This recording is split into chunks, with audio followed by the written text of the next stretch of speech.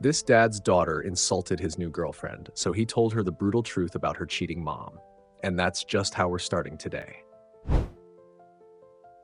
From girlfriends defending their exes, to brides kicking out bridesmaids over broken noses, to people being born just to be caregivers, this AITA lineup is absolutely wild. Hey, what's up, guys? Welcome back to the AITA Chronicles, where we dive into the most intense, jaw-dropping Reddit AITA stories every single day.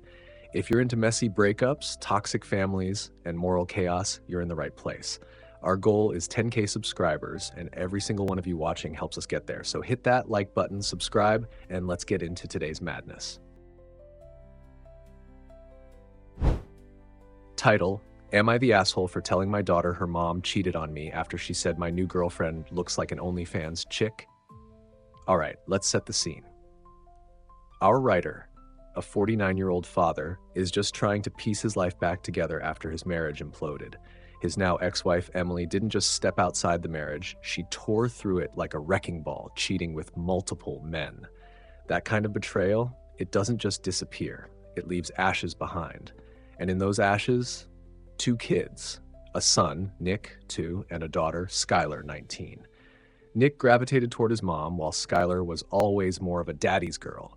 But, and here's the twist, neither child ever really knew why the marriage ended. That part had been kept in the dark, and when things get left unsaid, assumptions fill in the blanks. Unsurprisingly, both kids ended up siding with their mom. Now, fast forward to the present. Our writer, finally dipping his toes back into the dating world, finds someone new, Lisa. She's older than him by a few years, but she's lively, confident, and yes, smoking hot. She dresses with flair. Not everyone's cup of tea, sure, but she's authentic, real. And that spark is something our writer probably hadn't seen in a long time. He introduces Lisa to his kids. Nick, cool with it, maybe even impressed, but Skylar isn't feeling it. And then came the comment, she looks like an OnlyFans chick. Now pause. Imagine hearing your daughter say that about someone you're dating. Not just a jab, but one loaded with assumptions and contempt, and not even her assumptions. It turns out they weren't even her words, really. At that moment, the writer snapped, not in anger, but in honesty. He broke the silence that had shielded his ex-wife. He told Skylar the truth. Her mom had cheated. Lisa came after the wreckage, not during. This woman she was tearing down, she had nothing to do with the destruction of their family. Skylar went quiet. Just one word. Oh. Then silence. You could feel the air shift. That's the kind of silence that says, everything I thought I knew just flipped on its head. But the fallout didn't stop there. The next day, Emily came storming in, accusing him of breaking some implied pact of secrecy, as if his silence was a contract, as if her betrayal came with a lifetime gag order. Let's be real, no one signs up to protect the image of the person who burned their world down. Our writer never promised to keep her secret. He merely stayed quiet, maybe out of consideration for the kids, maybe to keep the peace. But that doesn't mean the truth can never be told, especially when lies start poisoning relationships. Edit/update. Now, here's where this story takes a turn from drama to heartbreak. Skylar's been locked away in her room, barely speaking. But instead of confrontation, she sends a long, vulnerable message to her dad. And wow, this is where everything unravels. She admits the comment about Lisa didn't even come from her. It came from her mom and her maternal aunt. Let that sink in. Not only was she misinformed, she was manipulated, used as a weapon in a conflict she didn't even understand. Skylar says she thought her dad had been the one to cheat, that he cheated with Lisa. And now, she's devastated. Not angry at her dad, but furious with her mom. She says Lisa seems like a wonderful person. She's embarrassed. She regrets repeating that insult. And maybe the most gut-wrenching part? She wants to talk to her dad face to face, just not yet. She's not ready. She wants to wait until she can do it without crying. That says everything. So, am I the asshole? Let's look at this from every angle. Our writer didn't lash out. He didn't smear his ex. He just told the truth. A truth that was long overdue. A truth that cleared the fog surrounding his daughter's judgment. And yeah, it hurt.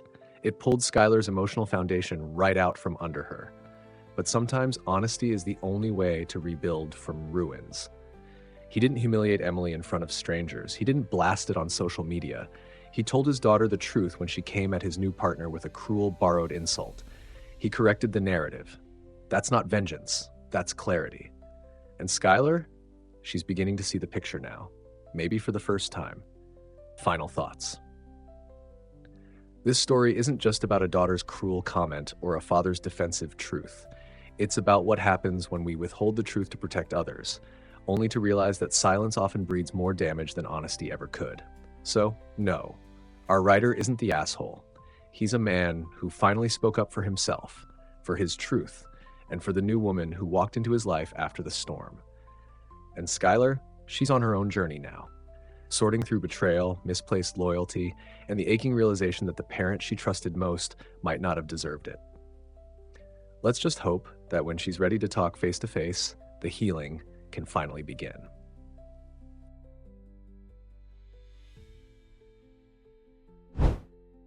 Title: Am I the asshole for requesting a new seat after a special needs kid had a 2.5-hour tantrum on an international flight? Let's paint the picture. Our writer boards an international flight, probably exhausted, maybe eager to rest, maybe dreading the long hours ahead. We've all been there. That weary shuffle down the aisle, the quiet hope that your seat is calm, uneventful, maybe even a bit peaceful. That hope didn't last long. About 30 minutes into the air, it all went sideways. The kid sitting directly behind our writer had what can only be described as a full-on, inconsolable meltdown. Not just crying, screaming. Not just fidgeting, kicking, punching, and even reaching forward to hit the back of the seat. At one point, the kid's fist made direct contact with our writer's headphones, knocking them off. That's not just disruptive. That's invasive. That's someone physically entering your space in a place where you're already trapped in a metal tube miles above the earth with nowhere to go. And here's where the story gets complicated. For the first hour, our writer did what most people try to do. They stayed calm. No yelling, no snapping, no public confrontation, just endured it. Gritted their teeth, hoped it would stop. But nothing changed. The child kept going, and the parents, despite trying, couldn't regain control.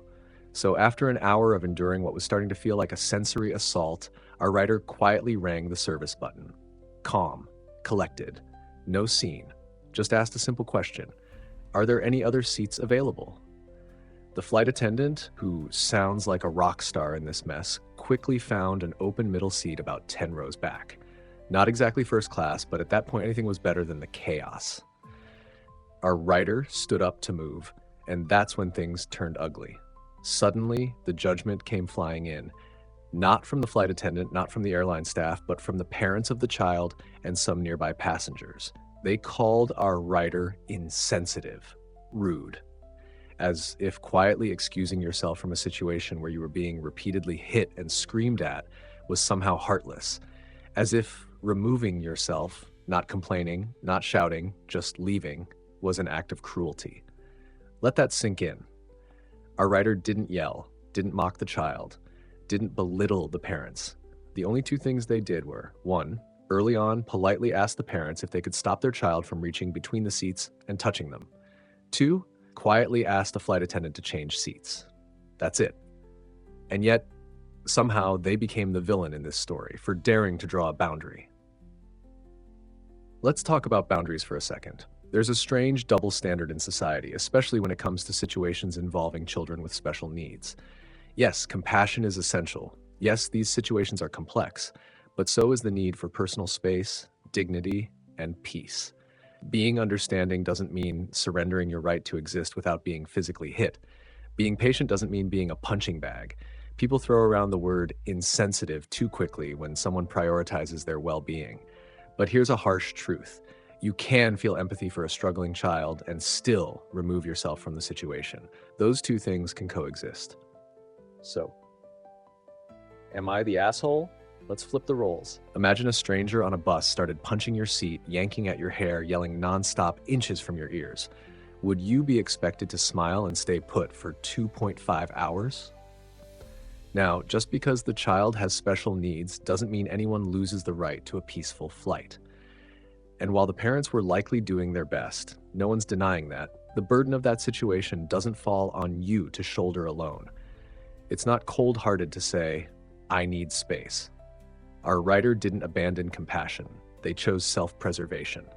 And in a closed cabin, tens of thousands of feet in the air, that might have been the only option left. Final thoughts. This wasn't about a lack of empathy. It wasn't about being rude. It was about reaching the edge of tolerance and choosing to move before your patience turns into frustration. The real injustice here, that our writer had to walk away, not just from a disruptive child, but from a circle of passengers who shamed them for choosing peace, who decided that quietly excusing yourself was somehow a public offense. And honestly, that speaks volumes about how we treat people who calmly assert boundaries. So, no, our writer is not the asshole. They're someone who kept their cool, chose the high road, and asked for nothing more than a few rows of silence. And frankly, that's more grace than many of us could have managed. Title: Am I the asshole for breaking up with my new girlfriend because she said her past is none of my business? Let's slow this one down, because behind every breakup is a moment, a single exchange, a flicker of emotion that, when ignored, festers into something you can't shake off. This is one of those moments. Our writer had just stepped into a new relationship, the early stages where everything still feels fresh, where you're still learning each other, still giving benefit of the doubt, and by all accounts, things were going well. The kind of well that makes you hopeful, makes you wonder, maybe this time it'll be different. Until the red flag showed up, wearing a familiar disguise. It all started when our writer's new girlfriend introduced him to some of her friends, which is a good sign, right? When someone lets you into their circle, it's supposed to be a step forward, a way of saying, you're part of my life now. But among her friends was one guy, one particular male friend who didn't just blend into the background.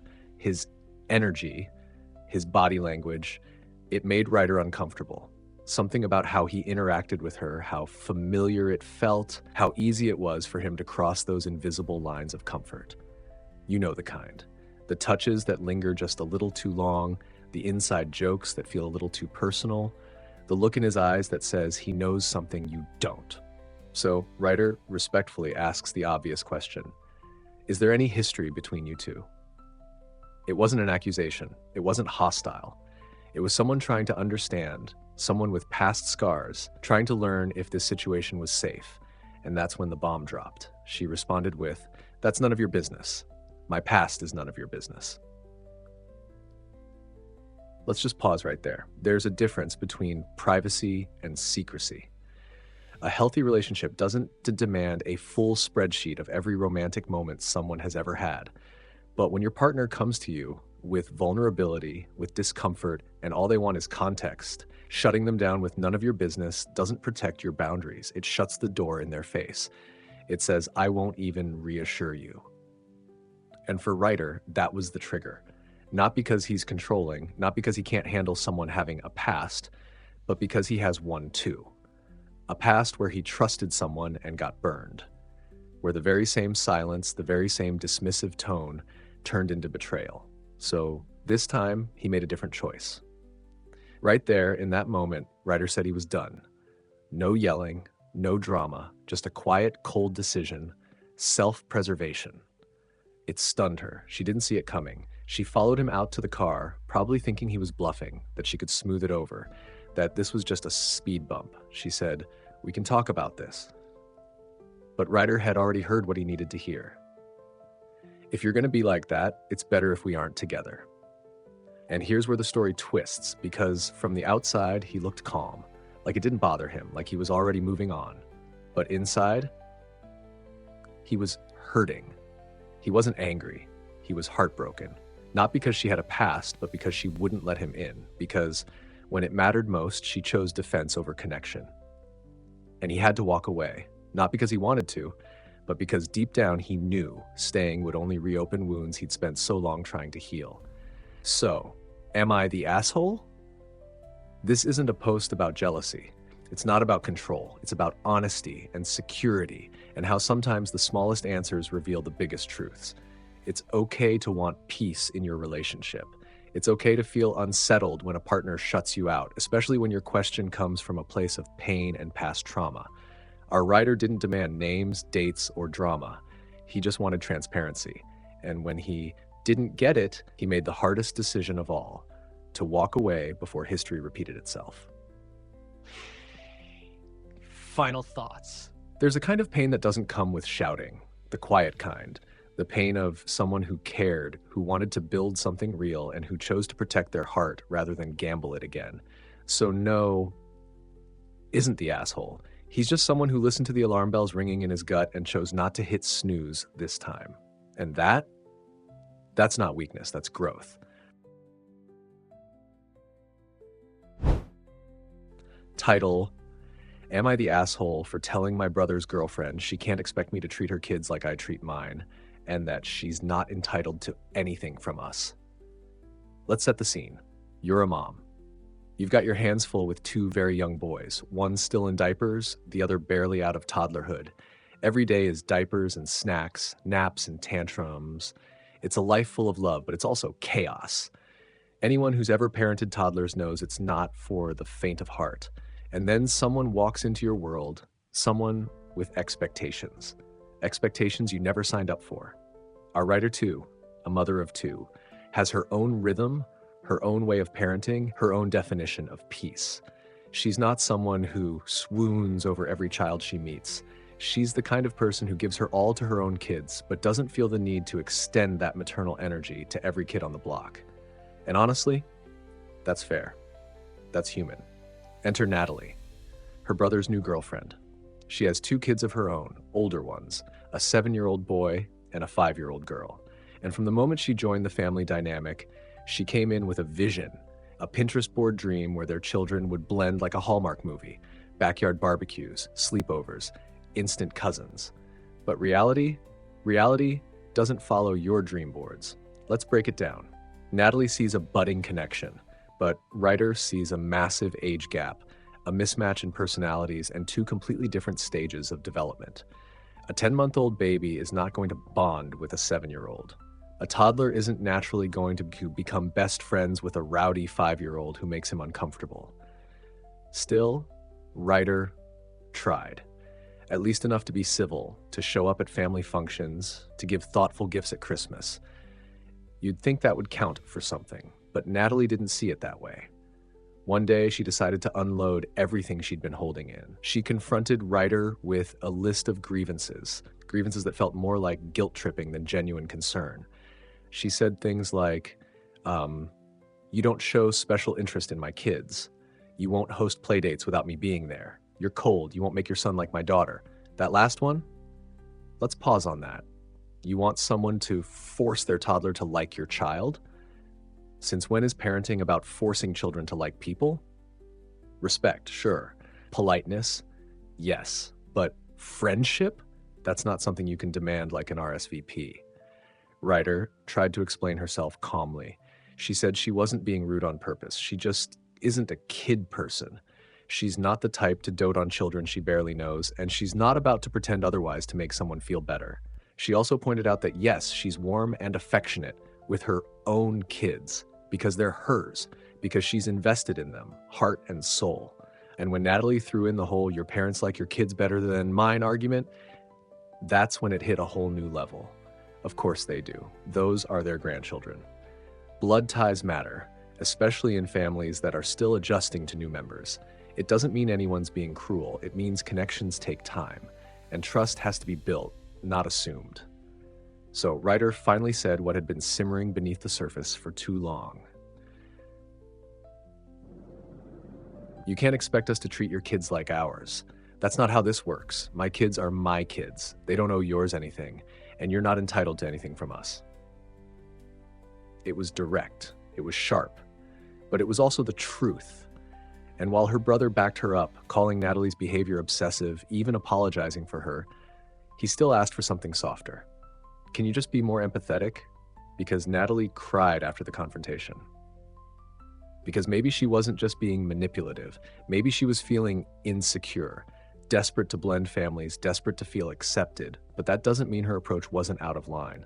And here's the part that really stings. Ryder did feel something afterward. Not guilt exactly, but confusion. That little voice inside that whispers, Did I go too far? Could I have handled that better? And that's where the humanity comes in. Because even when you stand your ground, even when you know you're right, it doesn't mean the aftermath doesn't weigh on you. So, am I the asshole? Let's be honest, no one's perfect in this story. Natalie came in hot, pressuring for closeness instead of letting relationships grow naturally, expecting family-level intimacy within a year, comparing kids like they're competing in a family affection Olympics. That's not how blended families work. But Ryder, she stood her ground. She protected her peace.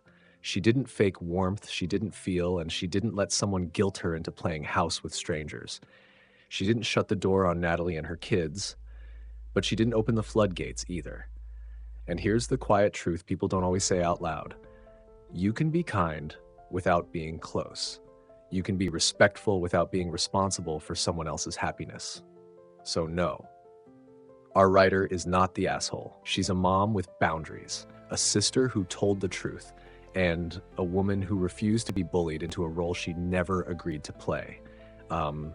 That may not make her the hero in Natalie's story, but doesn't make her the villain in her own.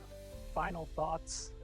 This is the messy middle of family life, where love and obligation crash into reality, where new relationships have to earn their space, and where honesty, even when it stings, is still better than a sugar-coated lie. And in this house, truth matters more than forced harmony.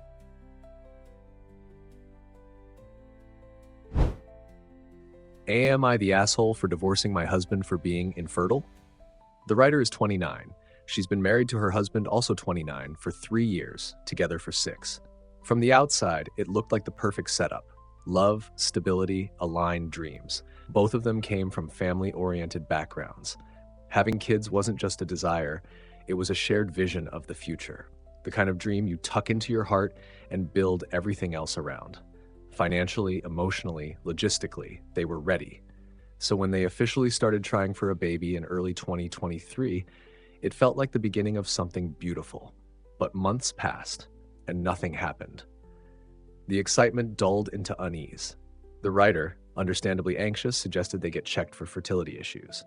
Her husband, he brushed it off, told her to relax, to stop worrying, to just wait.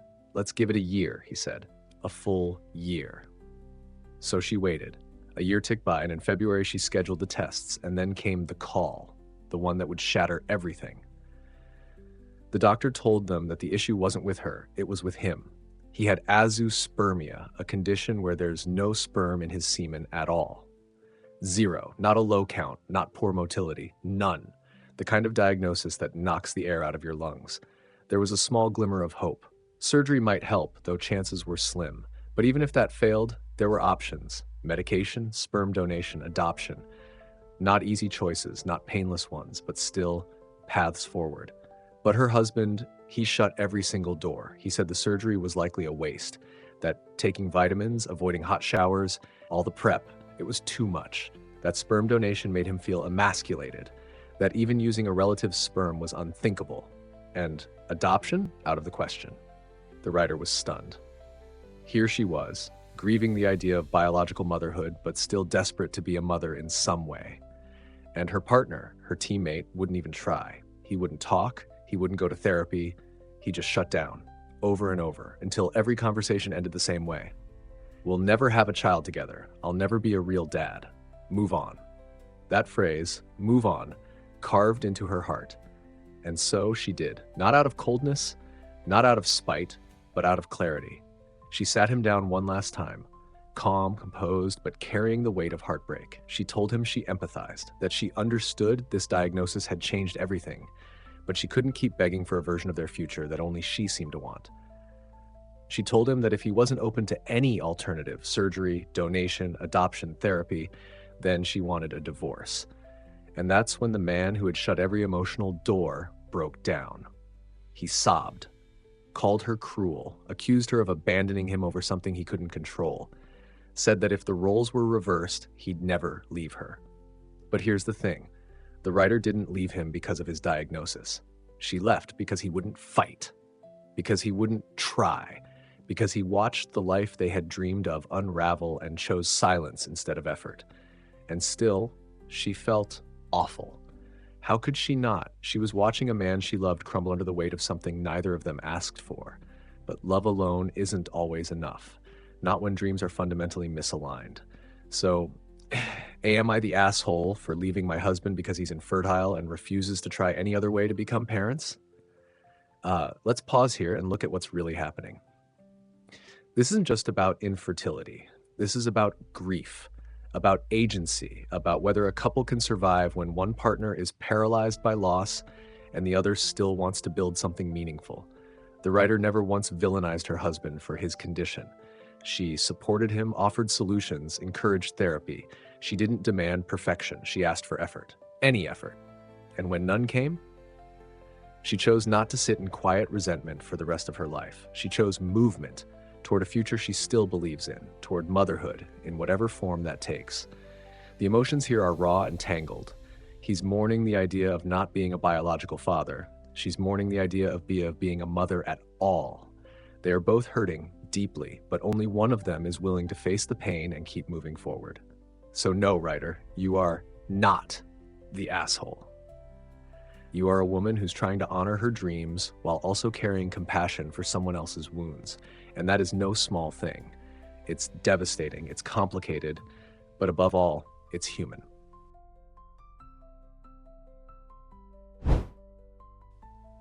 Update: am I the asshole for divorcing my husband for being infertile? Let's rewind, just for a second. Last year, the writer brought us into one of the rawest chapters of her life. Years of love, dreams of parenthood, and the heartbreak of discovering her husband's infertility. She stood at a heartbreaking crossroads, a marriage she deeply cherished, and a lifelong dream of motherhood slipping through her fingers. Her husband, reeling from the devastation of an azoospermia diagnosis, shut down, closed off. And when the door to parenthood seemed barely cracked open, he slammed it shut and walked away from every possible route she offered. Medication? No. Surgery? No. Donor? Never. Adoption? Not even a conversation. The writer tried. My God, did she try? She begged, she comforted, she listened, and eventually she made the painful, gut-wrenching choice to walk away. Not because he was infertile, but because he refused to even try. That post stirred a wave of empathy, debate, and reflection across Reddit. And now we get the update no one saw coming. Hello, everyone, the writer begins, her tone immediately softer, gentler, grateful. No one in her real life knew the depth of the storm she was in, and Reddit had become her refuge, her confessional, her clarity. And in the comments, nestled among the pain and the judgment, were a few voices that changed everything. One thought in particular broke through the noise. What if he's refusing the surgery because failure would make the finality of his infertility real? That maybe, just maybe, it wasn't defiance. It was fear. And with that, something shifted. The writer took a step back. She didn't walk out. She paused, she reflected, and she chose to try one more time, but this time with empathy leading the way. They sat down, face to face. The writer, vulnerable but composed, told him that she understood, that she saw him, that they didn't have to leap headfirst into treatments. They could take one step, just one. Therapy. Just a session. To her surprise, he agreed. And that first session turned into 5. Behind the closed door of a therapist's office, the walls he'd built began to crack. Her husband admitted what many of us suspected. He wasn't refusing because he didn't want to be a father. He was terrified. He was pre-rejecting the possibility of disappointment. The surgery, the vitamins, even the donor talk, it wasn't just about masculinity. It was about shielding himself from the crushing weight of failure. And that fear? It had been louder than everything else. But something beautiful happened. In that safe space, they reconnected. They cried, they apologized, and they healed. Then came a moment that could have been pulled from a film. The writer notices vitamins on his dresser. He never even told her. He was trying. Quietly, secretly. Hope was back in the room. Then came the lab results. 2 sperm, 2 tiny, miraculous signs of life. It felt like the universe whispered, "Don't give up just yet." And just when things seemed surreal already, her husband forwarded her an email. He had booked a micro-tease consultation. For those unfamiliar, micro-tease is no walk in the park. It's invasive, it's risky. But it's also the final hope for many couples desperate for a chance. And in February, with trembling hands and cautious hearts, they went through with it. 3 sperm. 3. Not millions, not hundreds, just 3. And yet, it was everything. The surgery was a success. The writer immediately began egg retrieval prep, and her body responded beautifully. 12 eggs. Science and love held hands in that moment. Last month, they learned they had 2 embryos, a boy and a girl. And on May 1st, their daughter was implanted. A few days later, positive. She's pregnant. Let that sink in. After all the tears, the fights, the near divorce, the sleepless nights, the therapy sessions, and the fear of losing everything, they're having a baby. This isn't just a story about infertility, it's a story about fear, about love, about hope, about choosing each other, even when the road gets impossibly hard. It's about a woman who wanted to be a mother more than anything, and a man who, for a while, didn't know how to keep walking through the pain. But when they paused, when they listened, when they tried, miracles happened. In the end, the writer and her husband came full circle. They apologized to each other, deeply, honestly. She for not understanding the weight of his silence. He for shutting down and giving up before really trying. And now they're preparing for a new chapter, one written in hope, love, and new life. To the writer, thank you for taking us on this journey.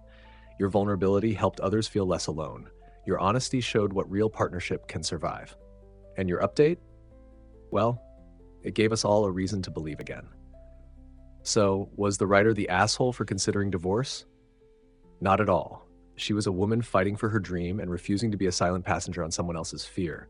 But more importantly, she was also brave enough to stop, listen, and try again when it counted most. And now, a family begins. Am I the asshole for using my friend's logic against her and making her cry after she said, I shouldn't celebrate my graduation? Let's set the stage, a moment that should be filled with pride, joy, and deep personal triumph. The writer, 26 female, decides to post her graduation photos, not just for vanity, not for clout, but for something much deeper. This wasn't just about a cap and gown. This was about surviving a brutal journey through learning disabilities and the unforgiving grip of severe mental illness. This was about making it out. And if you've ever struggled to just get through the day, let alone graduate with a degree, you know that celebration, it's not just deserved, it's sacred. But then enter the friend. Let's talk about her. T4 female, someone the writer clearly trusted enough to be part of her inner circle. And instead of responding with encouragement or even silence, she came in hard. Bitter, dismissive. She basically told the writer, hey, check your privilege. You probably had it easy. You're only here because of your rich parents. Let that sit for a second, because this isn't just about a misunderstanding. That's a direct hit to someone's character, to their effort, to their pain. It's invalidating in the worst way. Now here's where things get especially frustrating. The writer didn't lose her cool. She didn't explode or throw insults. She calmly corrected the record. She explained that her parents didn't pay a dime. She's been financially independent since 21. She worked, she took out loans, she carried herself across the finish line. And what does the friend do? Just says, oh, okay, and backpedals. But no apology, no acknowledgement of how wrong or cutting her assumption was. Nothing, just a half-hearted shrug. Still, the writer wasn't done. And this is the moment where things turned, where she did something powerful. She held up a mirror. She asked her friend a pointed but honest question. How would you feel if someone told you that you shouldn't be celebrated on Mother's Day because your parents helped you raise your kids, that maybe you're not such a great mom without that financial support?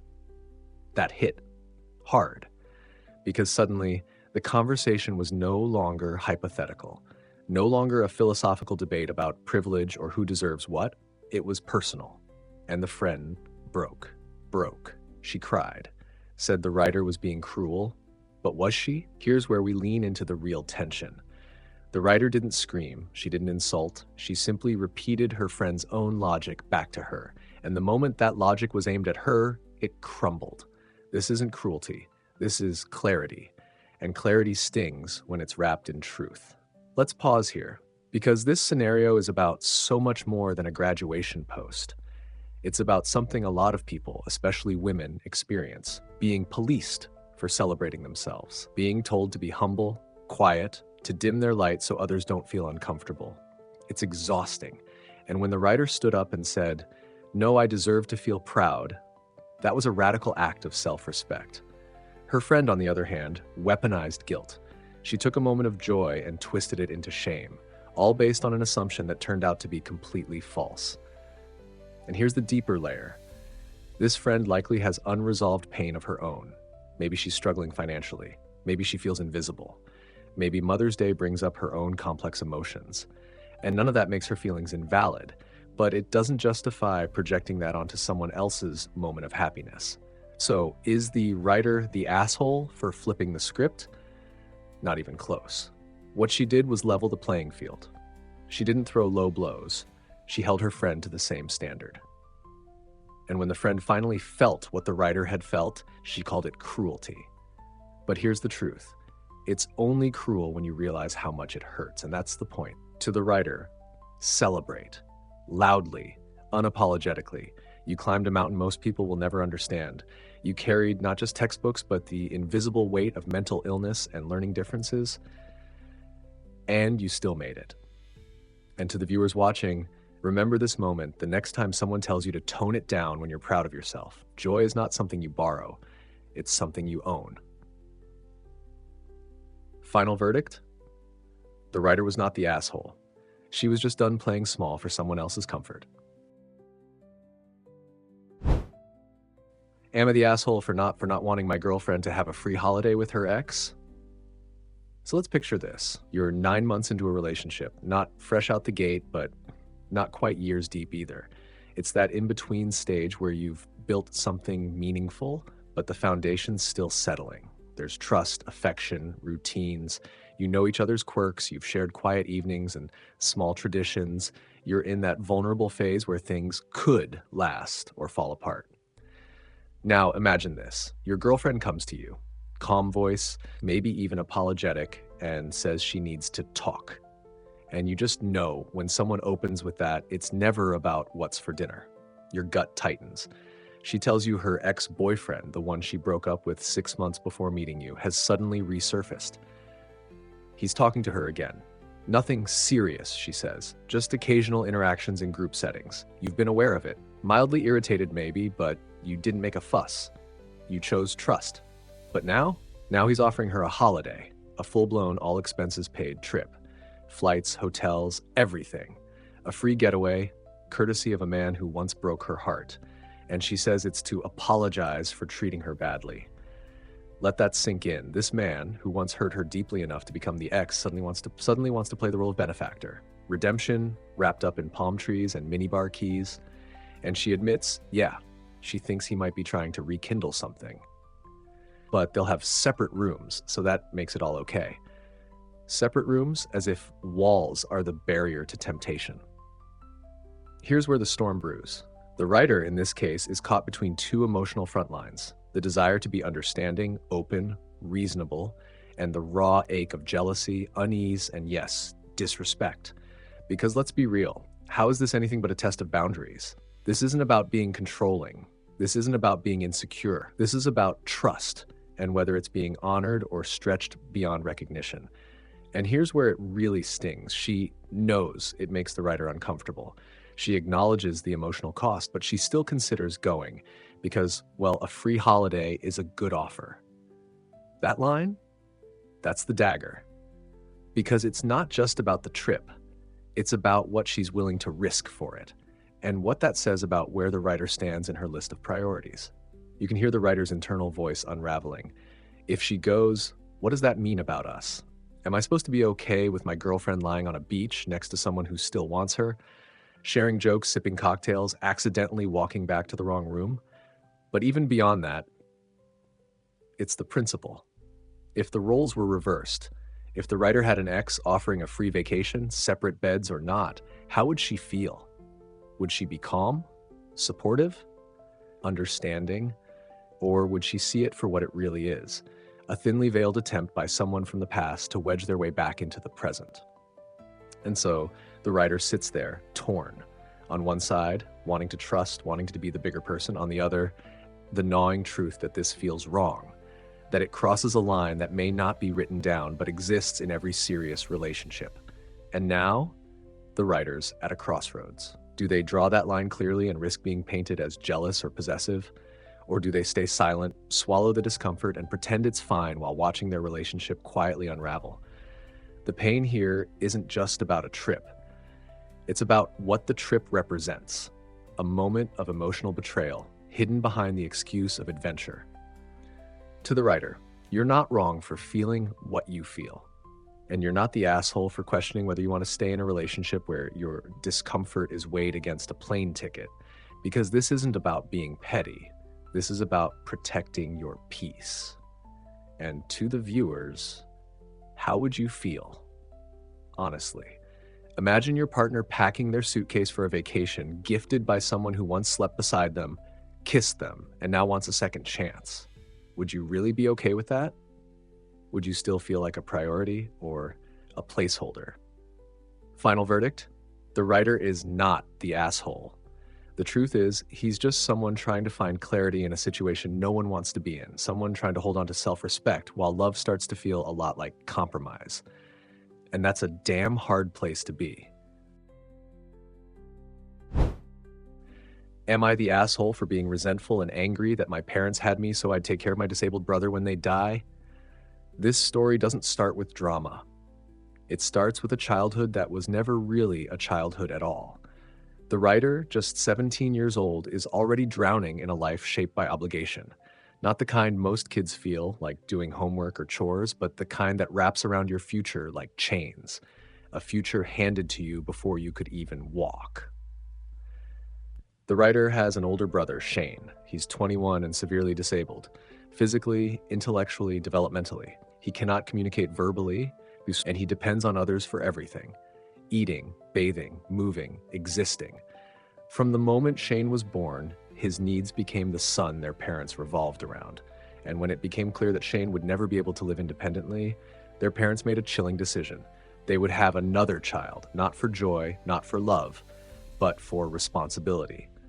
And so the writer was born, not as a son, but as a safety net. For the first 5 years, the writer didn't even live with his parents. He bounced from one relative to another like a guest in someone else's life, only visiting his real home. Why?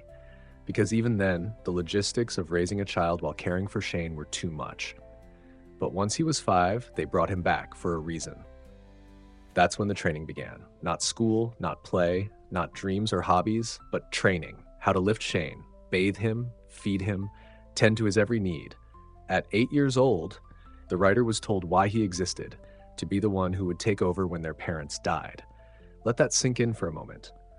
A child, barely old enough to understand fractions, was told that one day he'd be the sole caretaker of his disabled brother. That this was his life's purpose. Not college, not travel, not a career, not love, just service. And from then on, that's what life became. No swimming lessons, too risky.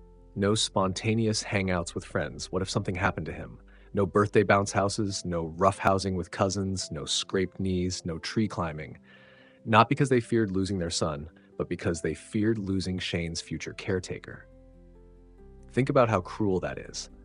Every time the writer wanted something normal, something joyful, he was reminded, you're not just a kid, you're his backup, you're our plan. Even school was an afterthought. His grades are struggling, not because he isn't smart, but because there's no room to breathe, let alone thrive, when your entire existence is shackled to another person's survival. And when the writer finally gathered the courage to express what's been rotting in his chest for years, resentment, anger, sorrow, he was met not with compassion, but condemnation. His parents? Furious. How dare he not love Shane enough? How dare he question the role he was assigned, not chosen? And the extended family, they didn't rally to help. They turned cold, quiet, distant, because this family doesn't want to hear the truth. They want the illusion of sacrifice, even if it's built on one child's total erasure. So now the writer sits with this question. Am I the asshole for finally speaking up? For daring to say, this isn't fair? For daring to be more than just a placeholder for someone else's care? Let's be real here. Who wouldn't be angry? Who wouldn't feel used? This isn't about not loving your brother. It's about being denied the right to live your own life. It's about being robbed of choice. It's about never being seen as a son, only a future guardian. The writer didn't volunteer for this. He was drafted at birth, and that kind of emotional imprisonment, It leaves scars that no one else wants to look at. No, the writer is not the asshole. He's a kid who has carried more than most adults ever will. He's a kid who has been told his dreams are secondary, his happiness, optional, his pain, inconvenient. And if he's angry, if he's bitter, if he's tired, he has every right to be. Because love, real love, can't be forced. It can't be manipulated into existence by guilt and lifelong obligation. And family, real family doesn't raise a child as a means to an end. To the writer, your feelings are not only valid, they're long overdue. You're allowed to want a life that's yours. You're allowed to want something more than servitude masked as duty. And to those listening, ask yourselves this. If you were raised to be someone else's shadow, would you ever truly feel like a person, or just a promise someone else made without your consent? This story hurts, and that's why it matters.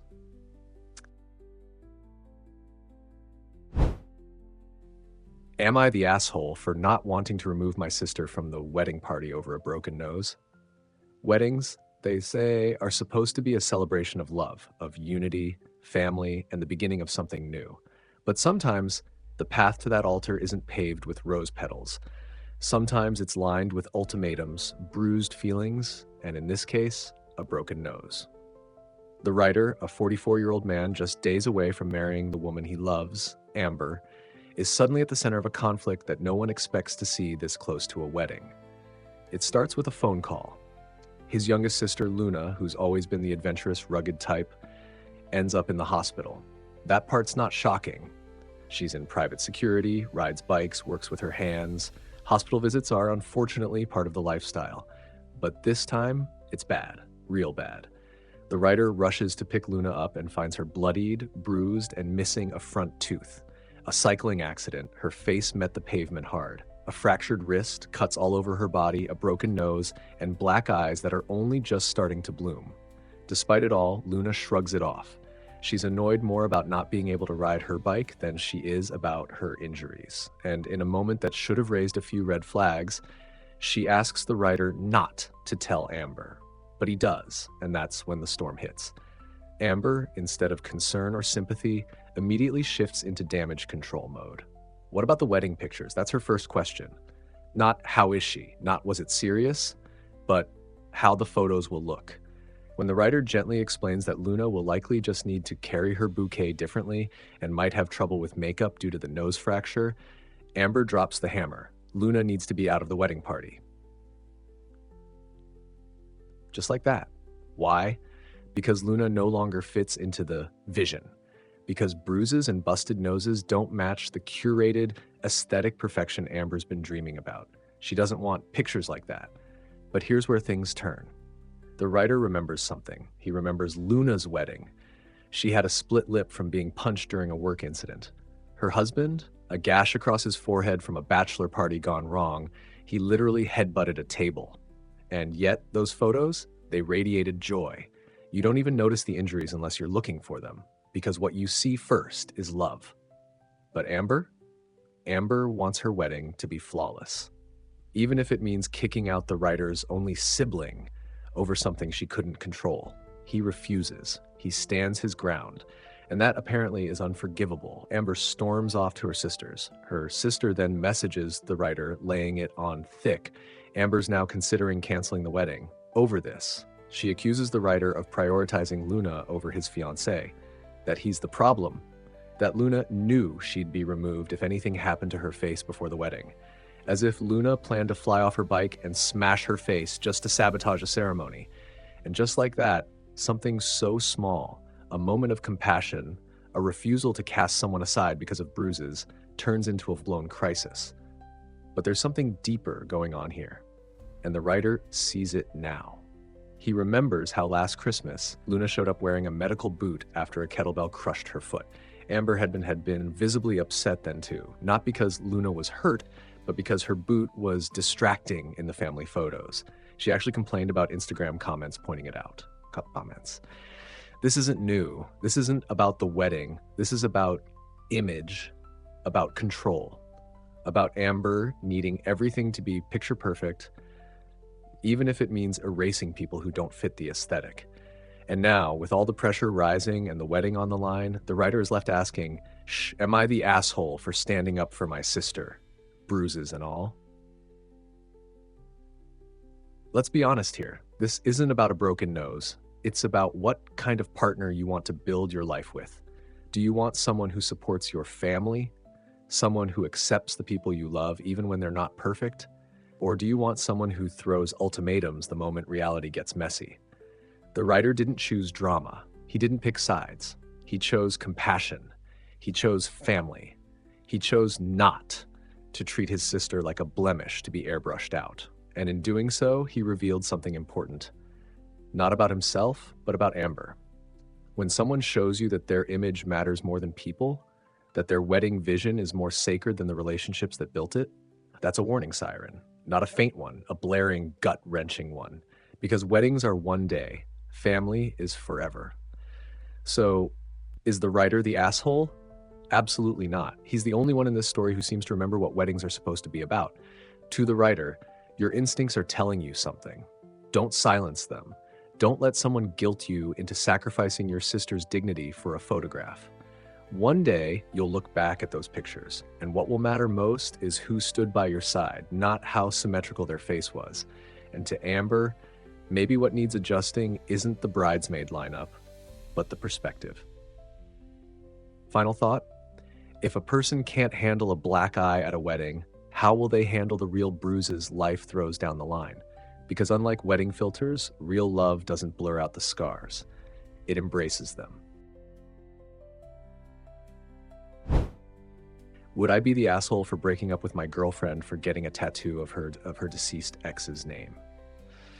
Grief is a strange thing. It doesn't follow a schedule. It doesn't ask permission. It lingers, claws, burrows deep in the corners of someone's soul. And sometimes it resurfaces in ways no one expects.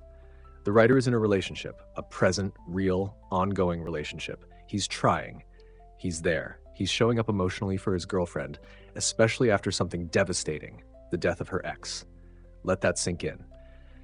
He not only stood by her while she mourned someone else, but he went with her to the funeral. He sat beside her at her most vulnerable while she cried for another man. And through all of that, the writer didn't throw accusations. He didn't make it about himself. He offered his presence, his support, his patience. But now something has shifted, something he wasn't ready for. Just recently, he notices something different about his girlfriend, a fresh wrap around her arm. He can tell immediately, it's a tattoo. Curious, maybe even playfully so, he asks what it is. And that's when the air leaves the room. It's the name of her ex, not a symbol, not a date, his name, permanently inked on her body. And just like that, the silence in the writer's chest becomes deafening. He doesn't argue, he doesn't lash out, he doesn't even say a word. But inside, there's a storm, not one born of pettiness, but of raw, unspoken pain, confusion, jealousy, betrayal, that sickening realization that maybe, just maybe, he's been standing in a shadow this whole time, one that never left. Now he finds himself staring at this invisible line, drawn in ink, not by him, but across his relationship. And the questions begin to pile up. What does that tattoo really mean? Where does that leave him, the living boyfriend? Can someone truly be present in one relationship while preserving another on their skin? There's no rulebook for grief, no roadmap for how someone's supposed to honor the dead. But when that act of remembrance crosses into territory that deeply wounds the person standing by your side, you have to ask, where do we draw the line between mourning the past and protecting the present? The writer isn't mad because she's grieving. He understands that grief doesn't disappear just because someone new comes along. But to go so far as to tattoo her ex's name, that doesn't feel like grief anymore. That feels like devotion. And now, he doesn't know what to do. He wants to leave, he wants to run, not out of spite, but because he suddenly feels like a placeholder, like someone temporarily filling the space between love lost and love that never truly ended. And really, can you blame him? Imagine giving someone your heart only to realize theirs might still be buried with someone else. That pain is quiet, but it's deep. And it's the kind that doesn't scream. It simmers. So now the writer is stuck in this deeply uncomfortable place, not wanting to minimize her loss, but also no longer wanting to pretend that this choice, a literal permanent reminder of another man, doesn't cut through him like glass. This isn't just about jealousy. This is about emotional boundaries, about clarity, about respect for the relationship that's still alive. Because the truth is, memorializing someone isn't the problem here. It's how she chose to do it. There are countless ways to honor someone who's passed. A private letter, a charity donation, a small symbol that carries meaning between the lines. But a name in plain ink, that's not just honoring the past, that's etching it into the present. That's choosing to let the past sit at the table permanently. And so the writer now faces a question far bigger than, am I overreacting or am I insecure? No. The real question is, can I stay in a relationship where I'm not sure I'm the one being fully chosen? Because in love, even silent gestures speak volumes.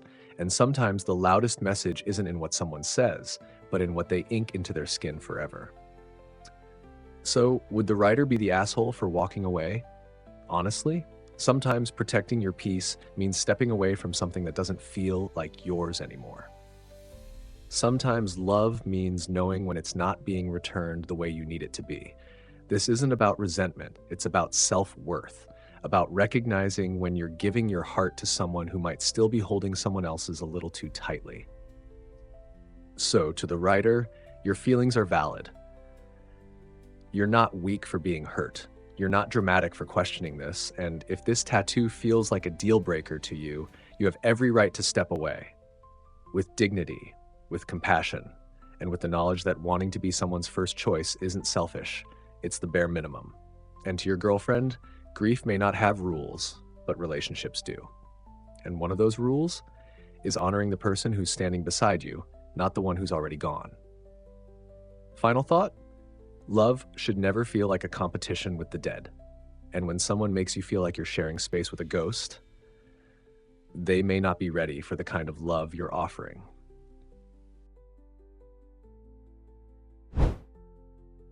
Update. Would I be the asshole for breaking up with my girlfriend for getting a tattoo of her deceased ex's name? The writer made a decision. One that wasn't impulsive, wasn't vengeful, but necessary. And final. He broke up with her. Let's be clear, this wasn't a tantrum. This wasn't someone throwing their hands up because they didn't get their way. This was the quiet kind of heartbreak. The one that comes after trying, after understanding, after waiting to feel like the relationship could return to solid ground. But that ground, it was already cracked. The writer sat down with his girlfriend, someone he cared about, supported through mourning, stood by while she processed the loss of her ex. He wanted to give her space. He wanted to believe she was healing. But then came the ink, a name etched into skin, echoing loyalty to someone long gone, while standing beside someone very much alive. He told her he couldn't handle it, not with resentment, not even with anger, just with exhausted honesty. And then came the part that twisted the knife. She was surprised. Surprised. As if a permanent tribute to another man wouldn't rattle the person she claimed to be building a future with. She said it wasn't like that. Tried to paint the tattoo as something harmless, something symbolic, something misunderstood. But the truth is, some things don't need a paragraph to explain. That tattoo, it said everything. The writer didn't yell. He didn't demand she erase it for him. In fact, when she offered to remove it, he didn't leap at the chance to rewind the damage. He told her plainly, "Do it for you, because it doesn't change anything for me." And that's the kind of clarity that only comes after you've finally accepted the truth. She wasn't over him, no matter how many times she claimed she was, no matter how much she cried or apologized. The ink spoke louder than her words, and when someone shows you who they are permanently, you either live in that shadow or you walk away. So the writer walked. He didn't do it to be cold. He did it to be free. And now he feels something unexpected. Not joy, not heartbreak, relief. That strange, unfamiliar stillness after a storm, like coming up for air after treading water for too long. He feels tired, but calm, because deep down he knows this wasn't about controlling her choices. It was about respecting his own limits. You can't build a future when the past is written in permanent ink between you. And while grief may be messy and unpredictable, love, true, reciprocal, committed love, doesn't ask someone to carry another person's name while holding your hand. The writer chose peace. He chose clarity. He chose self-worth. And sometimes, that's not just the right decision, it's the only one. We talk a lot about what love means, but this reminds us that love also means recognizing when you're being asked to shrink for someone else's comfort. And refusing to do that, even quietly, is its own kind of strength.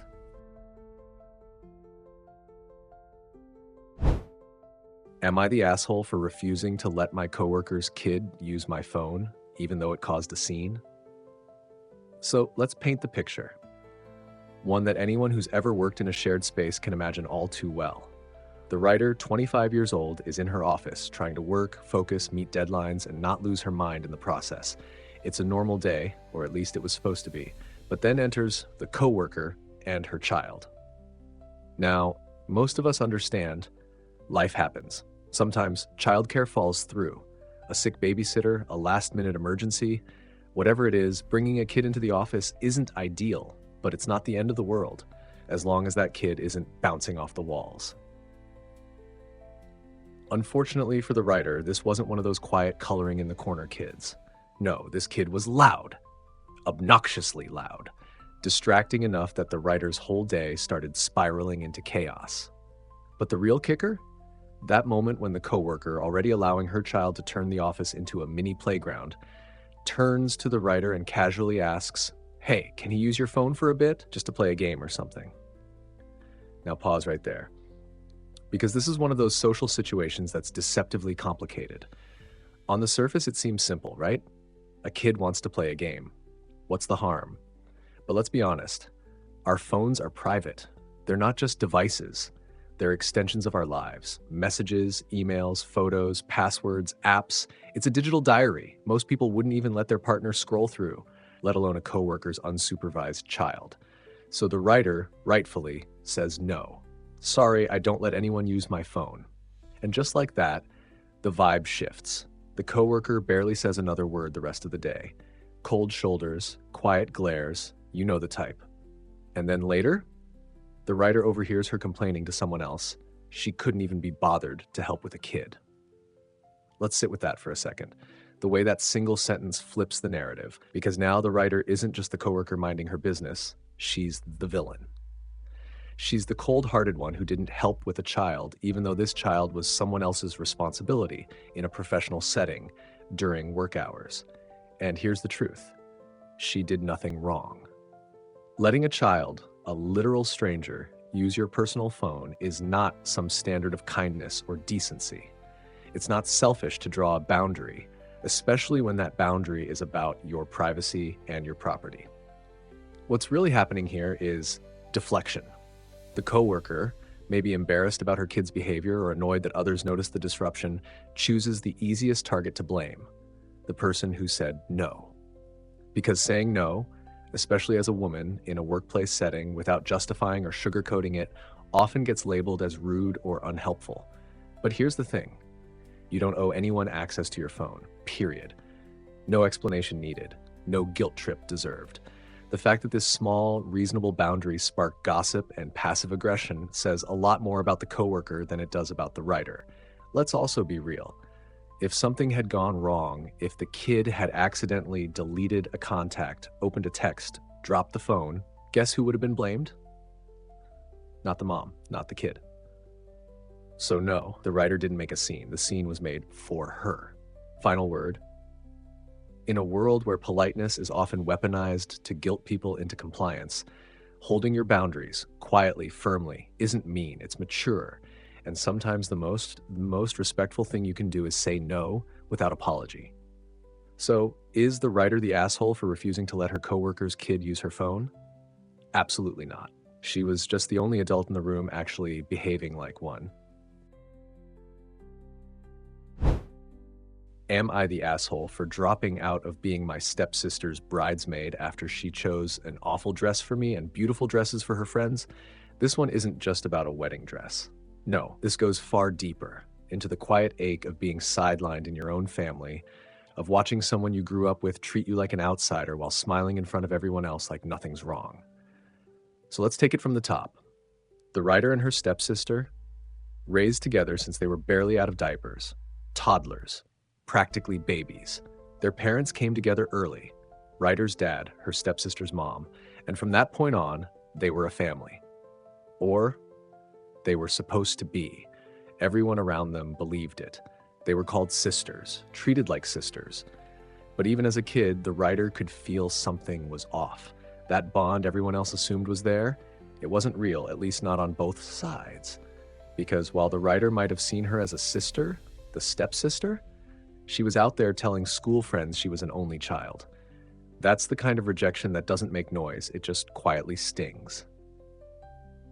Especially when you're young, trying to understand your place in a family dynamic that already feels like walking on eggshells. Still, the Ryder tried. She asked to be part of things. She wanted in on the moments, the girly bonding, the makeovers, the sister stuff. But instead, she watched her stepsister gush over younger cousins, help her friends' little sisters feel beautiful, all while treating the Ryder like some distant obligation. And over time, that gap turned into something permanent. By the time the Ryder was a teenager, she knew this wasn't going to be one of those sisterhoods where time suddenly heals everything. She stopped hoping, she stopped trying, she accepted what it was. So when the wedding came around and the Ryder was asked to be a bridesmaid, it felt like a curveball, not maid of honor, not even treated like a lead. Just one of the 8, one of the girls. Still, the Ryder agreed. Maybe it was hope flickering back to life. Maybe this was her stepsister's way of saying, hey, I do care. You are part of this. But that illusion didn't last long. From the very start, it was clear. The other bridesmaids, her stepsister's close friends, were in the loop. They knew everything early. They were invited to help pick out the wedding dress. They were involved. The Ryder? She was late to every piece of information. She wasn't asked to join in on the special moments, just the parts that required showing up and keeping quiet. Then came the dress shopping, and this is where everything snapped into focus. It wasn't just one day, it was 2. The first day, nothing worked. But the second? Oh, the second was eye-opening. Her stepsister had a clear vision for every girl. Cute, flattering, unique dresses in different colors. But when it came to the Ryder, suddenly none of the dresses worked. Each one looked worse than the last, and it wasn't an accident. This wasn't just a mismatch of taste. It was deliberate. The Ryder noticed. The other girls looked radiant. She looked like an afterthought. She tried to be gracious, quiet, polite. But eventually she had to ask, was there something else she could try? Something that wouldn't make her feel like the ugly duckling in a lineup of swans? And her stepsister's response? It's not your wedding. You're meant to do what I want. Blunt, cold, final. The same girl who welcomed feedback from every other bridesmaid shut her own stepsister down like her opinion was a nuisance. And that's when the Ryder saw it for what it was. This wasn't about a dress. It was about reminding her where she stood. So she made her choice. She took off that dress, stepped out, and told her stepsister it wasn't working. She could find someone else. And did her stepsister fight for her? Say she misunderstood? Apologize? No, she let her walk away and then ran straight to the family to spin the story. Suddenly, the Ryder was the dramatic one, the sensitive one, the selfish one, ruining a special moment over a silly dress. But that's how it's always been, hasn't it? The stepsister knows how to present the perfect version of herself to the adults, the one who never lets the mask slip. Meanwhile, the Ryder's left trying to explain an entire childhood's worth of quiet slights and cold shoulders in a way that doesn't sound petty. And that's the tragedy here, because now the family sees her as the problem, the girl who couldn't take one for the team, the one who ruined the moment. But what they don't see is the pattern, the way she was never really wanted, only tolerated, the way this moment was never about celebrating sisterhood, but performing it. So, is the Ryder the asshole for stepping down as a bridesmaid? No, she's the only one in that bridal party who refused to be dressed up for a role she never truly had. Sometimes you have to walk away, not just from the dress, but from the illusion that you've ever been seen the way you deserve to be. And honestly, that kind of courage, it's anything but selfish. Am I the asshole for not disclosing that I'm not Christian before accepting a commission with Christian iconography? This isn't just a story about art. No, this is about perception, assumptions, and how quickly appreciation can turn to judgment. all because of something that never even came up until it did. Let's set the scene. The writer is an artist, a commissioned artist to be exact. And that's no easy road. It means adapting, listening, translating someone's vision, often a very personal one, into something tangible. And more importantly, it means respecting the subject matter, no matter the source. The writer isn't here to preach or push any agenda. There are boundaries, of course, no hate, no bigotry, no disturbing requests. But outside of that, the writer is open to inspiration, open to culture, open to faith. So when a client comes along and asks for a Christian-themed piece, complete with an ornate cross, a revered saint, and scripture beautifully calligraphed, the writer doesn't hesitate. Not because they're Christian themselves, but because they respect the symbolism. And more than that, they respect the client's intention. And the result? Stunning. The client is thrilled. The art is exactly what they envisioned. Payment is sent, compliments are exchanged, all seems well. But then a moment that changes everything. What's your favorite scripture? A simple question on the surface, probably meant to deepen the connection. Maybe it was curiosity, maybe it was a test. And the writer, they don't lie.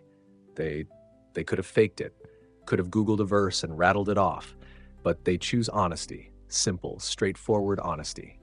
I'm not Christian, so I don't really have one. Cue the shift. Suddenly the client's tone hardens, the warmth fades.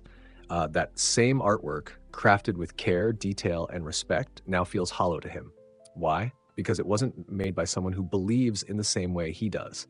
He says he feels lied to, that the art loses its spiritual value without faithful intention. Now pause right there. That's the heartbreak of this moment. Because what he's really saying is, I liked the art when I thought you were like me. Now that I know you're not, I no longer value what you created. And that's not about religion. That's about conditional respect. Let's talk about this idea of faithful intention. Does something only hold spiritual value if it comes from a believer? Or can reverence, effort, and artistry transcend personal faith?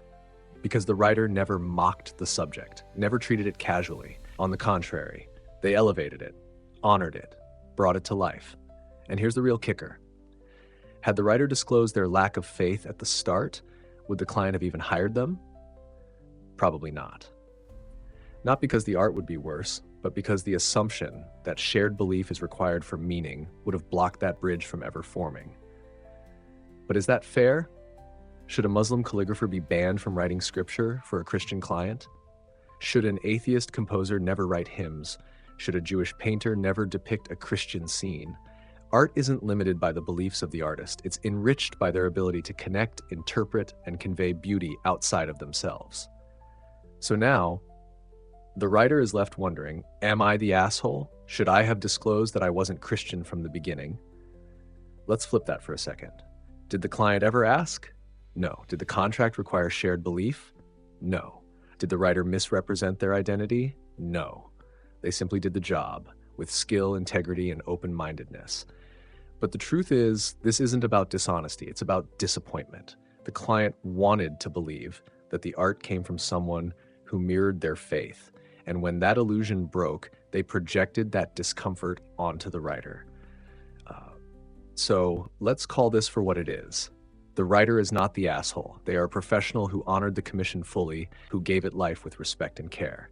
If the client wants every artist they hire to also share their exact worldview, that's their prerogative, but it's not a requirement, and it's not the writer's burden to guess. In the end, this is about something deeper. It's about how easily people confuse spirituality with ownership, as if sacred things can only be touched by insiders, as if the divine is limited to a select few. But beauty, reverence, and artistry, those belong to everyone. And the writer, they didn't just paint a cross, they built a bridge, one the client chose to burn, not because it was flawed, but because it came from the wrong side. And that says everything.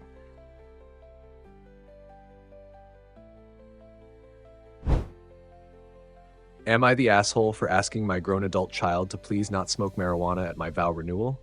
This isn't just a story about marijuana. It's not even really about rules. It's about boundaries.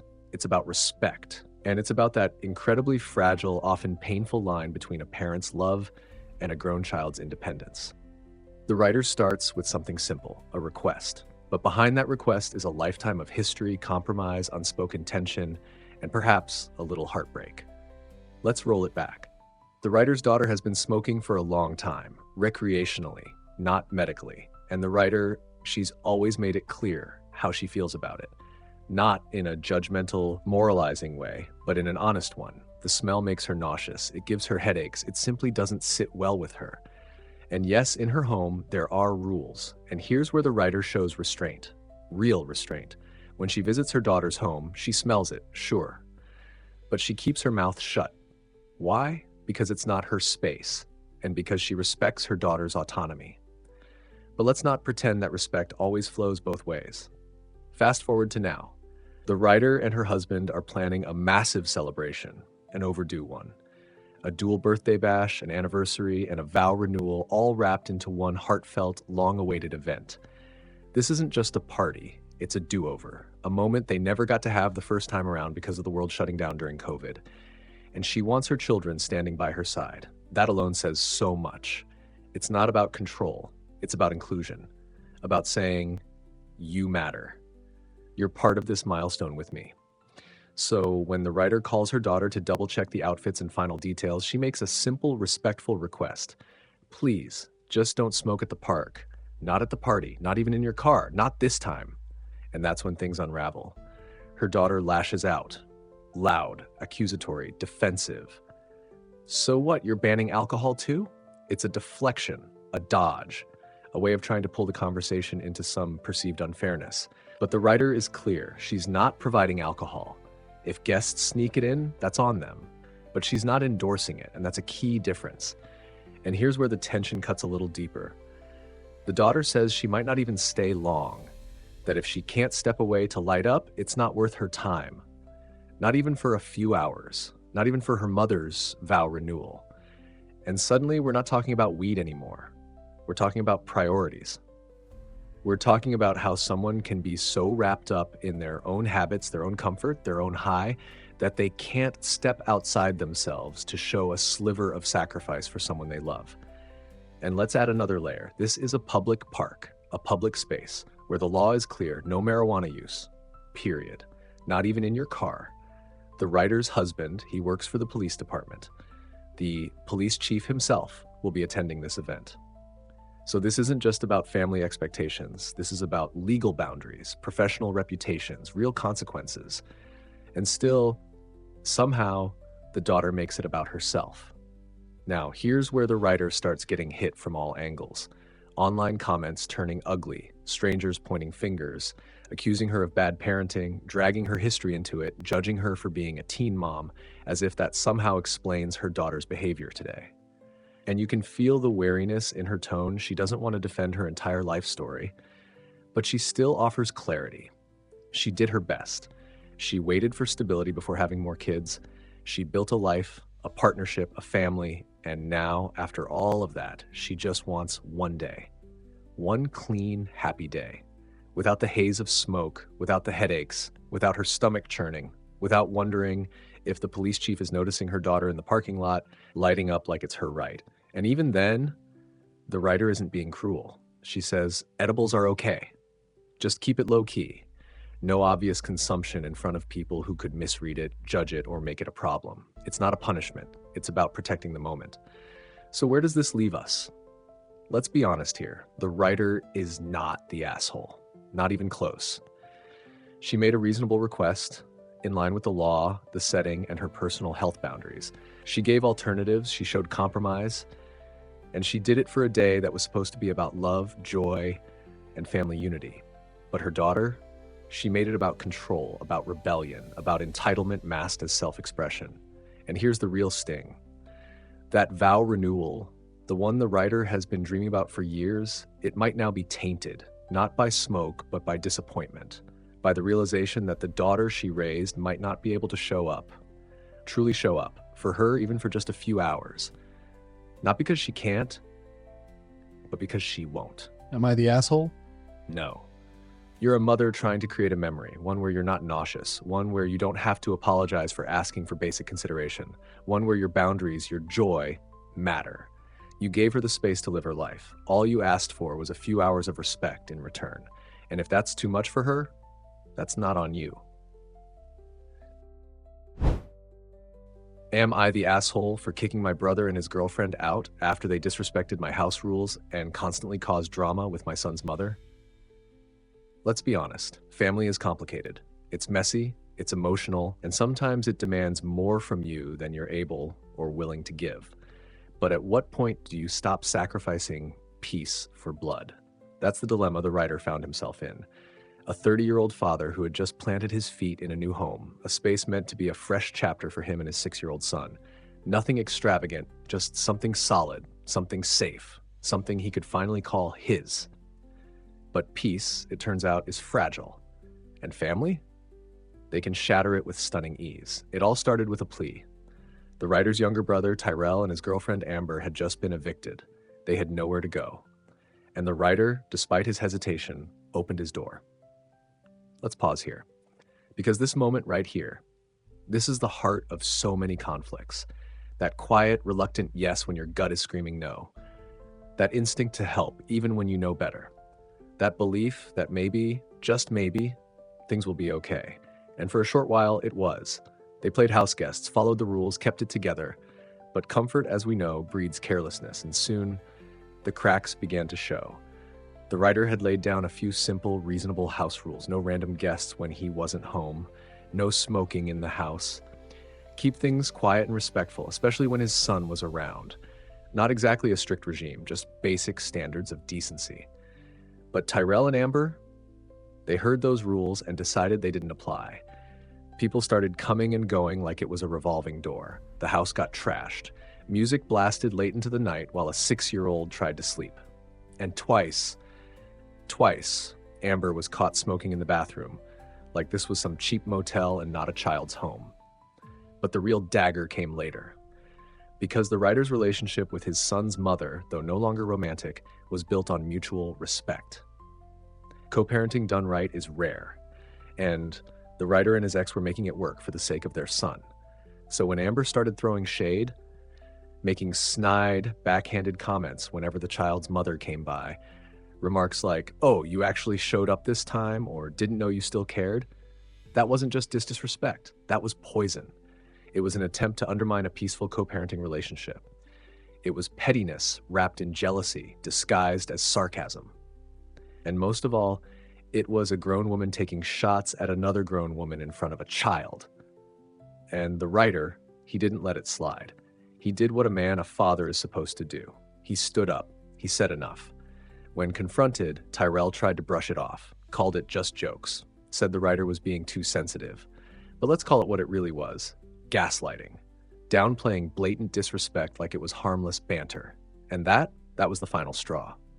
The writer gave them 30 days, not a night, not an hour, 30 days. Time to find somewhere else, time to fix their situation, time to face the consequences of their actions with at least a shred of grace. But what happens next? You guessed it. Suddenly the writer's the villain. Mom's blowing up his phone. Family sticks together. They just need guidance. Amber's online posting cryptic Facebook statuses like she's the one who was betrayed. But where were those family values when they were violating his trust? Where was that loyalty when his home was being disrespected? When his son, his 6-year-old, was being woken up at night by loud music or exposed to passive-aggressive jabs directed at his own mother? Let's not sugarcoat it. The writer isn't just not the asshole. He's the only one in the story acting like an adult. He did what every parent should be prepared to do. He protected his child. He set boundaries, and when those boundaries were trampled, he enforced them. And the truth is, sometimes people need to face the consequences of their behavior, even if they're family, especially if they're family. Because if you let that slide in your own house, what message does that send to your kid? That chaos is okay if it's wearing a familiar face? No. Generational dysfunction keeps winning. The writer stood up, not just for himself, but for his son, for his peace, for his home. Am I the asshole? Not even close. You're a father first, a protector, a provider. And no one, family or not, has the right to stomp on your home, your values, or your peace. You gave them more chances than most would have, and they repaid you with disrespect and drama. Let them call you fake. Let them cry on social media. You did the right thing. And sometimes the right thing isn't supposed to be easy. Am I the asshole for telling my son not to invite my wife to his graduation? Graduations aren't just ceremonies, they're milestones, markers of time. A quiet reminder that your kid, that tiny person you used to buckle into a car seat, is suddenly standing tall at the edge of adulthood. And sometimes, those big moments don't just bring joy, they stir up the tension that's been quietly simmering beneath the surface. The writer, a 36-year-old father, is watching his 17-year-old son reach that finish line. Cap, gown, diploma, the whole thing. And like most parents, he just wants to be there, cheering in the crowd, watching this moment of pride unfold. But the thing about big moments is they come with big decisions. And this one, it's all about who gets a seat in that crowded auditorium. The school, small venue, strict rules, 3 tickets per student, no exceptions unless you get lucky in a raffle. And the people in this boy's life, well, there are more than 3. There's the writer, there's his son's older brother, there's his ex, the boy's mom, who doesn't live close but still holds a piece of their son's heart. And then there's the writer's wife of 3 years, a woman who's been part of the family for a while now, but clearly still navigating the complicated terrain of step-parenting. So when the writer's son comes to him, stressed and unsure about what to do, he lays it all out. He wants everyone there. He's trying to make it work. And even though he doesn't see his mom as much these days, he still wants her in that audience. At one point, the kid even says, "I could just invite your wife instead and celebrate with mom separately." You can feel the weight of that offer, that quiet tug of war between wanting to keep peace and wanting to follow his heart. But here's where the writer shows up, not just as a dad, but as a man trying to do the right thing. He doesn't push, he doesn't guilt, he simply tells his son, unless there's a specific reason you don't want her there, maybe you should invite your mom. Simple, grounded, and more than anything, respectful. His son takes that to heart. He makes the call. He tells his mom she'll be there. And that should have been it, a moment of clarity and love. But of course, it wasn't. Later, when the writer's wife hears that she didn't make the ticket cut, her reaction isn't relief that the boy's mom gets to share this once-in-a-lifetime moment with her son. It's disbelief. She doesn't blow up right away. At first, it's just surprise, but then it morphs. She wants the writer to ask his son to give her the ticket instead. She starts questioning the decision. Why her? He barely sees her. Why not me? And then the questions turn into accusations, not about the son, not even about fairness, but about him. Why would you tell him to do that? Don't you want to spend the day with me instead of your ex? And there it is, the shift, the moment where it's no longer about the kid and his big day, but about grown-up feelings and insecurities. Let's sit with that for a second, because this isn't just about a graduation ticket. This is about emotional real estate. Who feels seen, who feels valued, who feels like they matter. And you can almost feel the writer trying to balance it all. His wife's hurt, his son's needs, the complex history with his ex. But at the end of the day, his choice is clear. He tells his wife, gently but firmly, "It's not about what I want. It's about what our son wants. He's close with his mom. Just because I have issues with her doesn't mean he does." That's not him chasing the past. That's a man drawing a boundary, protecting his child's right to celebrate one of the biggest moments of his life on his terms. But his wife? She doesn't see it that way. She accuses him of wanting to see his ex, as if his decision wasn't driven by his son's heart, but by some personal agenda. And now she's angry, hurt, silent. And here's the kicker. The writer does want her at the graduation. He's not pushing her out. In fact, his son is asking friends if they have extra tickets. He's trying. They're all trying. But let's be real. Being a step-parent isn't easy. Feeling like the outsider during important milestones hurts. That pain is valid, but so is a child's need to honor the people who helped shape them. This wasn't a popularity contest. It wasn't a loyalty test. It was a teenager, standing at the edge of a moment he'll remember for the rest of his life, trying to make space for the people who matter. And the writer, he didn't manipulate that decision. He honored it. Am I the asshole? Absolutely not. The writer wasn't choosing between his wife and his ex. He was choosing to respect his son's wishes. He was choosing maturity over messiness. He was choosing peace. And yeah, maybe he could have communicated with his wife a bit earlier. Maybe that delay made her feel blindsided. But none of that changes the heart of the matter. This moment belonged to his son, not to his pride, not to anyone's ego. And sometimes, the best way to love someone is to step back and let them choose who they want to stand beside them, even if it's not you. Because that's what grown-ups do, that's what parents do. They make it about the kid, even when it hurts.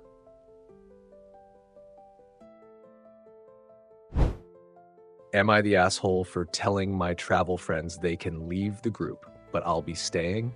Backpacking isn't just about the sights, it's about the people, the strangers who become your family in foreign countries, the impulsive dinners, late-night bus rides, and shared laughs in mosquito net bunk beds. It's the in-between moments that shape you. And when you're thousands of miles from home, those bonds, they can feel unshakable until they're not. The writer, a 28-year-old woman, has been drifting through the golden haze of Southeast Asia, specifically Thailand, a place that's equal parts freedom and chaos, where time slows down and friendships speed up. She's been there for a month, living light, flowing with the rhythm of beach towns and hostels. And at the start of this chapter, she met two fellow solo travelers, people who at first seemed like kindred spirits. They clicked. A trio was born.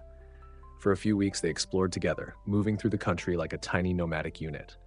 You know how it goes. Early mornings, hostel breakfast runs, shared tuk-tuk rides, questionable street food, laughter echoing over rooftop bars. But here's the thing about traveling with strangers. It's like fast-forwarding a relationship. You skip the small talk, you get right to the grit. And sometimes, that's when the cracks show. The writer is laid back, chill. She moves with the day, not against it. The kind of person who doesn't stress over being 5 minutes late to dinner because why would you? You're on the other side of the world. This is not the place for clocks, it's the place for moments. But her two original companions, they're different. Type A, planners. They thrive on structure, on nailing the itinerary, booking ahead, having a schedule. There's nothing wrong with that. In fact, it probably kept the group running smoothly for a while. But that difference in energy, it started to grow, quietly, slowly, until one day it didn't just hum beneath the surface, it exploded. Because one afternoon, out of nowhere, they sit the writer down. And what was supposed to be just another breezy day under palm trees turned into a confrontation. They tell her they don't want to travel with her anymore. Why? Because she's often late, because she doesn't contribute to the plans.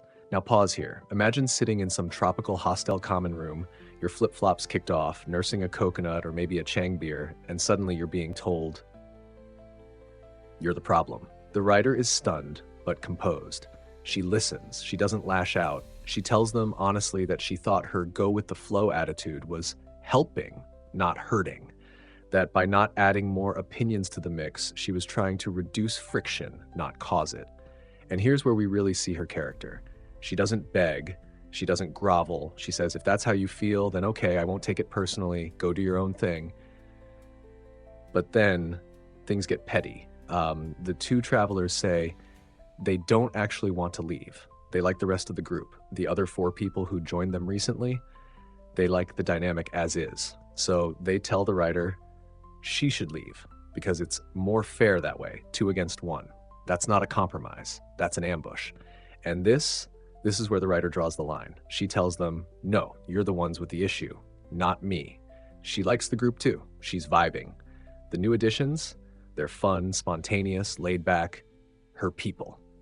She's not going to walk away from that just because 2 people decided she doesn't fit their mold anymore. Let's be clear, this isn't about who planned what or who was late to dinner. This is about control, about 2 people trying to rewrite the rules of the group dynamic to suit their needs. And the writer, she refused to play along. She didn't throw shade. She didn't try to turn the others against them. She just said, I'm staying. You can go. Because why should she sacrifice her own peace, her own experience, just because someone else suddenly decided her vibe didn't match their itinerary? Backpacking is about adaptation. It's about freedom. It's about knowing when to let people in and when to let them go. And here's the irony. The writer was never the problem. She flowed, she followed, she adjusted. But in the end, that wasn't enough for people who needed control more than connection. Am I the asshole? No, not even close. The writer didn't force anyone's hand. She didn't cause drama. She didn't throw a tantrum or break down in tears. She responded with maturity, with grace, and with self-respect. You don't get to invite someone on a journey and then try to rewrite their story halfway through. And if you're trying to kick someone out of an experience you all built together, maybe you're the one who doesn't belong anymore. The road is long. The world is wide, and the beauty of travel? There's always someone new around the corner. Someone who won't care if you're 5 minutes late. Someone who just wants to sit in the sand and enjoy the sunset, with no plans at all. And for the writer, that journey continues, with or without the people who couldn't handle her pace. Let them leave. She's staying.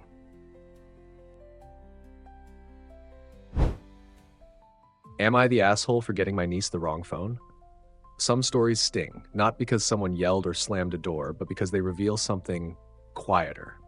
A shift, a tiny heartbreak, a moment when you try to do something kind, and somehow it backfires. The writer, a generous soul in this scenario, decided to give a gift, an unexpected, thoughtful gesture for their 15-year-old niece.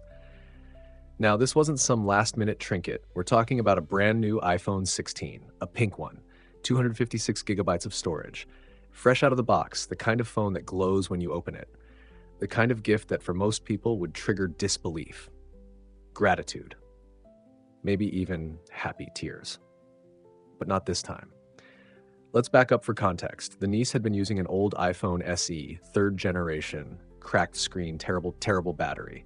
The kind of phone you charge 3 times a day and still die mid-text. It was, frankly, a little sad. So the writer, who happened to have some unused Apple gift cards, decided to do something special. Thoughtful, practical, and cool. A way to step in as the cool aunt or cool uncle, depending on who's telling the story. The phone was gifted. The moment arrives, and what does the niece say? Oh, it's not a Pro? Just like that. One sentence that manages to strip the joy out of everything. Not thank you, not wow. Just disappointment. She didn't care that it was brand new, didn't care that it was a massive upgrade from her scratched up, dying SE. She was fixated on what it wasn't, not the Pro. Let that sink in, because this wasn't about technology, this was about entitlement. The writer, stunned but composed, responds reasonably. If you don't want it, you're welcome to sell it, return it, do whatever you want with it. But you'll have to cover the difference for the Pro version. Seems fair, right? But here's where it twists even more. Her parents, the niece's mom and dad, are now upset with the writer. Not because the gift was inappropriate, not because the niece was rude, but because the writer didn't ask them or clear it before giving the gift. Now, let's be real here. What exactly would they have said if the writer had called? Hi, is it okay if I spend hundreds of dollars of my own money to get your daughter a beautiful, functional gift she actually needs? No parent in their right mind should be angry about that. Grateful? Yes. Maybe even a little embarrassed they hadn't done it themselves. But angry? It's the kind of reaction that tells you something's off. Because what we're really looking at here isn't just about a phone, it's about expectations. It's about how easy it is, in today's world, for gratitude to get lost in the noise of what's next or what's better. For some teenagers, and sadly, some parents, kindness isn't recognized unless it fits into some curated standard of luxury. And let's not forget, the Pro model isn't a necessity, it's a flex. It's the look what I have phone. Higher price, fancier camera, same text bubbles, the kind of thing that feeds the endless comparison machine of high school life. And that's fine, if she wants to pay for it. But demanding someone else upgrade your free gift, that's where entitlement tips into audacity. Now think about how the writer must feel in all this. What started as a good deed, something simple, kind, no strings attached, has now turned into a guilt trip.